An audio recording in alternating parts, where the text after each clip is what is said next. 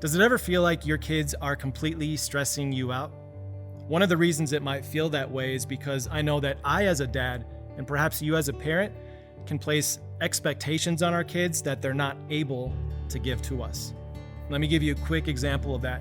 It was not too long ago that one of my 3 kids was begging to paint their bedroom at home.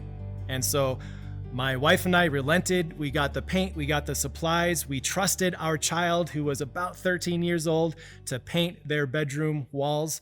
And what ended up happening is they painted the bedroom carpet. A lot of paint, almost half a gallon, ended up on the carpet, and I was left in a state of stress trying to manage the mess that ensued. Sometimes when we place expectations on our kids that they can't live up to, it's only a matter of time until we are left with the stress of the aftermath. What have you been expecting your kids to do? Have you been expecting them to create a house that's full of peace, a house where everyone gets along? Have you been expecting them to give you security or certainty for what's coming up next?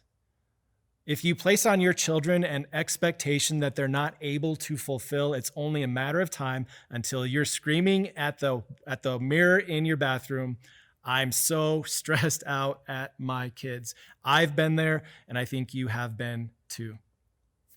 So here's what we need to acknowledge. First of all, there's only one place we can turn to where our needs are fully met. The security we want, the assurance we want, the path forward that we want, knowing where we're going, knowing where we've been, the peace we want, the calm that we want. There's only one place to get that, and that is from your Father in heaven.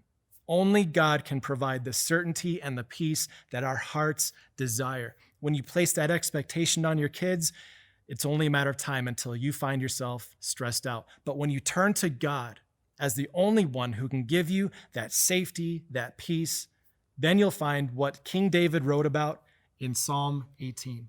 Here's what he wrote: "The Lord is my rock. He is my fortress and my deliverer. My God is my rock in whom I take refuge, my shield and the horn of my salvation, my stronghold." When we turn to God for the needs that only God can provide, you will have a refuge. You will have that place where your needs are fully met. Your children were not designed to give those things to you. Your children turn to you as a model for where to find your emotional health and well-being, and you can find that in God above.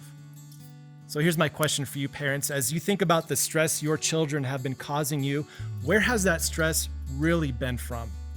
What have you really been afraid of? What security have you been longing for? What peace, what rest have you been wanting? And what would happen today if you decided to turn to God instead as the only one who can provide those things for you? Here's what'll happen. You will become the strong, resilient parent that your Father in heaven loves for you to be. After all, He's the one who demonstrated to you what it means to have peace and confidence, even in the midst of our darkest sin and death. And you, as a parent, can have all the hope and peace that you need resting in your Father's arms.